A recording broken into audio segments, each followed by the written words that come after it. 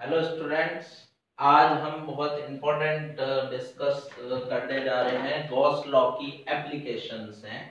तो Gauss law की application सीखने की कोशिश कर रहे हैं। तो सबसे पहले है electric field due to very thin infinitely long uniformly charge wire और कंडक्टर।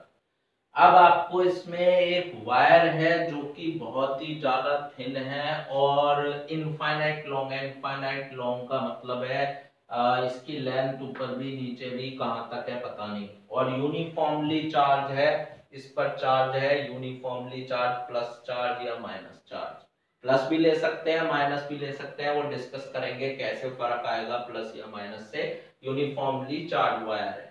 अब इसकी वजह से हम यहाँ पर निकालना चाह रहे हैं, आर डिस्टेंस पर निकालना चाह रहे हैं इसकी वजह से इलेक्ट्रिक फील्ड इंटेंसिटी इस पॉइंट पर। और यूजिंग गॉस थ्योरम करना चाह रहे हैं। गॉस थ्योरम को यूज करके करना चाह रहे हैं क्योंकि गॉस थ्योरम बहुत इजी कर देता है। तो गॉस थ्योरम लगाने से पहले आपको पता होना चाहिए गॉस थ्योरम कब लगती है, जब हम एक क्लोज्ड सरफेस ले चार्ज डिस्ट्रीब्यूशन के अबाउट सिमेट्रिकल सिमेट्री। तो सिमेट्री कैसे बैठेगी, जितना इधर उतना ही इधर जाएंगे, सिमेट्रिकल लेंगे। और ये जो पॉजिटिव वायर है पॉजिटिवली चार्ज, तो इलेक्ट्रिक फील्ड अगर देखेंगे तो आपको याद हो away from the positive charge. Positive charge से क्या रहेगा electric field, away. Field lines याद हो। अब आपको इलेक्ट्रिक फील्ड लाइंस हो गई away from the positive charge. अब इसके सिमेट्रिक सबसे पहले क्या बनानी पड़ेगी आपको, गॉसियन सरफेस बनानी पड़ेगी। सिमेट्रिकल जितना इधर है उतना ही इधर। तो सिमेट्रिकल अगर आप गॉसियन सरफेस बनाएंगे तो वो क्या बनेगी, नेचुरल। आप सीख गए, समझ गए। ये आपके पास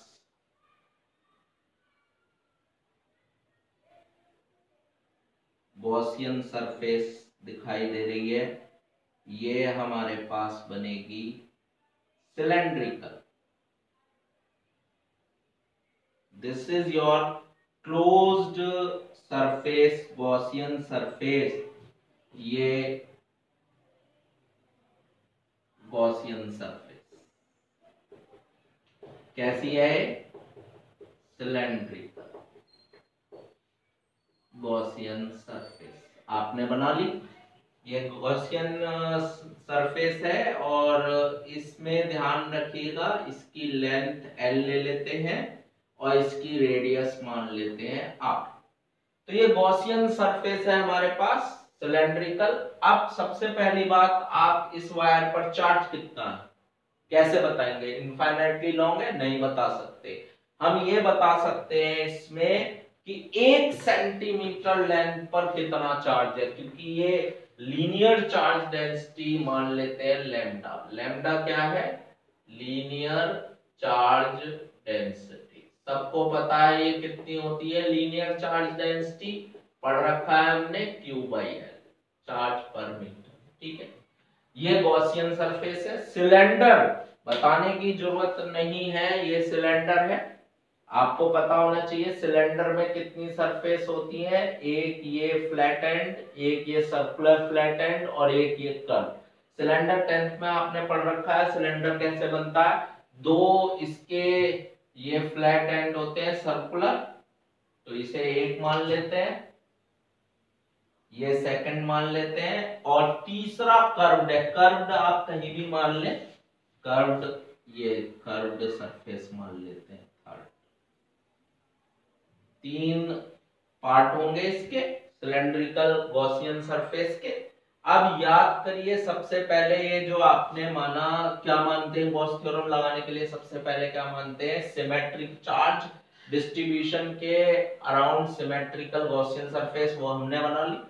दूसरा क्या होता है, हर जगह इस सरफेस के इलेक्ट्रिक फील्ड क्या रहना चाहिए, सेम, तभी गॉस थ्योरम लगाने में आसानी होगी। तो हर जगह देखेंगे इलेक्ट्रिक फील्ड सिमेट्रिकल हो रहा है। दूसरी बात है इलेक्ट्रिक फर्स्ट सरफेस, ये जो मानी इसका एरिया किधर होगा, इसका एरिया होगा आउटवर्ड dA1, ठीक है। और इलेक्ट्रिक फील्ड तो दिखाई दे रही है आपको ये गई, इसमें कितना एंगल बन रहा है 90 डिग्री। यहां थर्ड वाले के लिए देखिए ये एरिया किधर होगा आउटवर्ड नॉर्मल, ये और इलेक्ट्रिक फील्ड दिखाई दे ही रहा है आपको आउटवर्ड है। यहाँ सेकंड वाले के लिए एरिया किधर होगा आउटवर्ड, dA2 ले लेते हैं इसे, और इलेक्ट्रिक फील्ड तो दिखाई दे ही रहा है आउटवर्ड, यहाँ भी एंगल कितना हो गया 90। तो ये सारी चीजें तैयारी पूरी हो गई। अब सबसे पहले हमें क्या निकालना है, electric flux through Gaussian cylinder,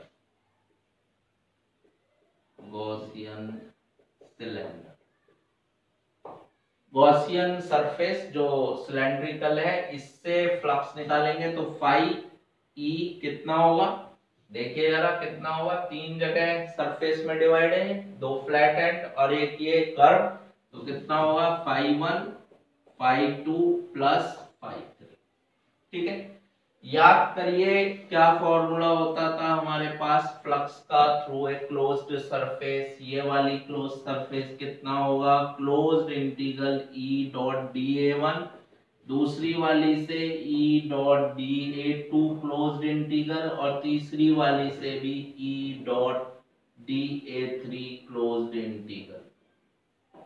got it, तीनों से हो गया, ये पहली वाली से है, ये दूसरी वाली से है, और ये तीसरी वाली से है। अब इसे ओपन करेंगे आप तो क्या आएगा, कोई भी बता सकता है, ए डॉट बी, नहीं याद तो मैं याद दिलाने की कोशिश करता हूं, ए डॉट बी बोलते हैं तो क्या आता है ए बी कॉस थीटा, ठीक है। A magnitude B magnitude, theta is the angle between vector A and B. तो यहाँ पर जब आप इसको ई डॉट dA1 को करेंगे तो ये एंगल देख लीजिए ई और dA1 के बीच 90 है, तो क्या आएगा ई dA1 cos 90। दूसरा वाला भी देखिए यहाँ पर भी कितना एंगल बन रहा है 90 डिग्री, ई डॉट dA2 को खोलेंगे ई dA2 cos 90, और तीसरे वाले में अगर ध्यान दें तो E और dA3 दोनों एक ही डायरेक्शन में दिखाई दे रहे हैं, तो कितना एंगल है इनके बीच में 0, E dA3 cos 0 डिग्री, ठीक है। cos 90 सब जानते हैं 0, cos 90 0, तो क्या बचा cos 0 1 हो जाएगा, यहाँ E क्या है हर जगह कांस्टेंट है तो उसे बाहर ले सकते हैं, तो क्या बचा E dA3। अब टोटल फ्लक्स कितना आ गया हमारे पास E, और dA3 जो ना बता पाए तो उसने 10th कैसे पास करी। ये जो कर्व्ड सरफेस एरिया है सिलेंडर, थर्ड क्या है curved surface area of the cylinder, और सिलेंडर का कर्व्ड सरफेस एरिया याद होगा 2 पाई आर एच, एच कितनी है इसकी L, 2 pi R L, R क्या है रेडियस। तो ये फ्लक्स आ गया हमारे पास, फ्लक्स आ गया थ्रू दैट गॉसियन सरफेस। अब हम गॉस लॉ को यूज कर सकते हैं फाइनली, तो यूजिंग गॉस लॉ,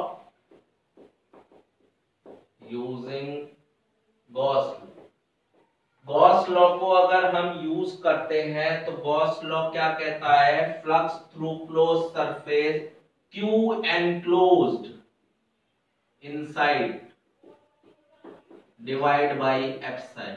अगर याद हो आपको तो गॉस लॉ हम पहले लेक्चर में डिस्कस कर चुके हैं, वो क्या कहता है electric flux through Gaussian of close surface is 1 upon epsilon not times the charge enclosed, इसके अंदर कितना चार्ज एनक्लोज्ड होगा, ठीक है। तो पहले फाई की वैल्यू रखिए, फाई की वैल्यू कितनी आ चुकी है E into 2 pi R L, ठीक है। अब बस यहां पर यही चीज दिक्कत करेगी, क्यू इनसाइड, इसके अंदर कितना चार्ज है कैसे निकालोगे भाई, तो यहां से देख लीजिए लैम्डा चार्ज डेंसिटी क्या होती है Q by L, 1 centimetre wire पर कितना चार्ज है क्यू, तो इसकी एल लेंथ पर कितना चार्ज हो जाएगा, तो देख लीजिए यहां से Q इज इक्वल्स टू कितना आ गया लैम्डा एल, यानी यहाँ कितना चार्ज इसके अंदर बंद है लैम्डा इंटू एल। तो यही रखना होगा यहाँ Q इनसाइड की value, this is lambda into L. अब ये L से L कैंसिल हो रहा है आपका, तो E की वैल्यू कितनी आ गई, 1/2 पाई r epsilon not into lambda. अब यहाँ मैं एक स्पेशल साइन दे रहा हूँ मॉडुलस का, क्यों दे रहा हूँ वो डिस्कस करने की कोशिश कर रहे हैं हम। कैसे डिस्कस कर रहे हैं, लैम्डा मैंने मॉडुलस में क्यों लगाया, क्योंकि अगर आप यहाँ पर प्लस की जगह, अगर यहाँ प्लस चार्ज की जगह यहाँ देते माइनस चार्ज था, वायर को या कंडक्टर को माइनस चार्ज लेते तो क्या फर्क पड़ता। देखिए ये जो इलेक्ट्रिक फील्ड लाइंस हैं, ये जो आउटवर्ड जाती हैं प्लस से, तो माइनस के लिए इनका एरो उल्टा हो जाएगा, टुवर्ड्स हो जाता, यही तो फर्क होता। ये electric field towards the negative charge हो जाता, ठीक है। यहां पर कितना हो जाता, ये एरो उल्टे हो जाएंगे, ठीक है। अब क्या फर्क पड़ा इससे, देखिएगा यहाँ 90 डिग्री रहा, ई और ए में 90 रहा, 1 में भी 2 में भी 90 रहा, लेकिन यहाँ थर्ड में क्या हो गया, इलेक्ट्रिक फील्ड इधर है और एरिया वेक्टर देख रहे हैं आउटवर्ड से, तो यहाँ कितना एंगल हो गया 180, थर्ड वाले में आएगा सिर्फ चेंज।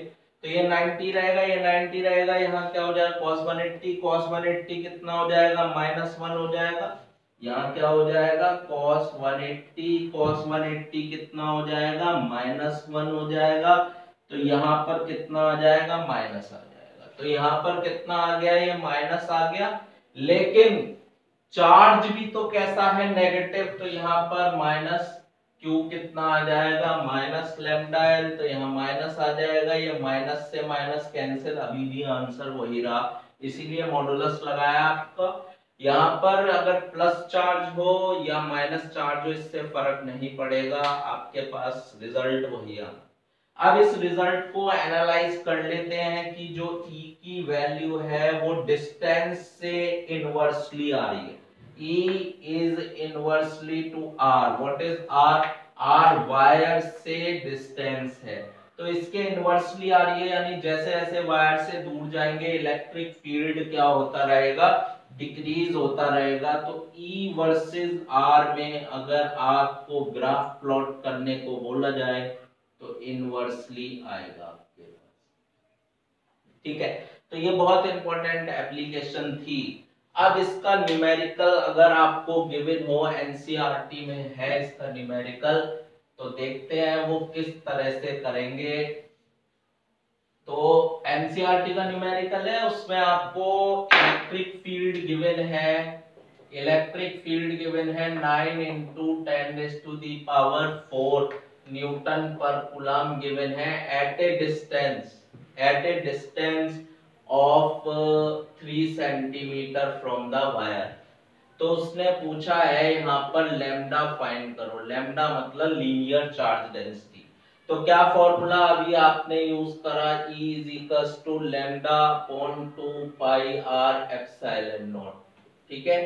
अब अगर इसके अकॉर्डिंग चलेंगे, ये एनसीईआरटी न्यूमेरिकल है, मे बी डाटा चेंज हो सकते हैं, r की वैल्यू चेंज हो सकती है, लेकिन है न्यूमेरिकल का जो एब्स्ट्रैक्ट है वो यही है, न्यूमेरिकल की जो लैंग्वेज है वो यही है, डाटा चेंज हो सकते हैं, वैल्यूज चेंज हो सकती है। तो इलेक्ट्रिक फील्ड, अब हम यहाँ पर लैम्डा निकालना है, इलेक्ट्रिक फील्ड गिवन है, आर भी गिवन है, पाई जानते हैं, एप्सिलॉन नॉट जानते हैं, इतनी लंबी कैलकुलेशन करने की जरूरत नहीं है, यूज योर ब्रेन।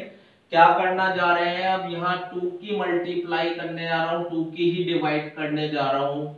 ऐसा मैंने क्यों करा, multiply and divide by 2 in this equation, कोई फर्क नहीं पड़ा, लेकिन बहुत कुछ कैलकुलेशन में फर्क हो गया। E की वैल्यू डायरेक्ट दे रखी है, लैम्डा की वैल्यू फाइंड करनी है, लेकिन ये जो 1/4 पाई एप्सिलॉन है ये कांस्टेंट है, इसकी वैल्यू सभी को पता है कितनी होती है, 9 × 10⁹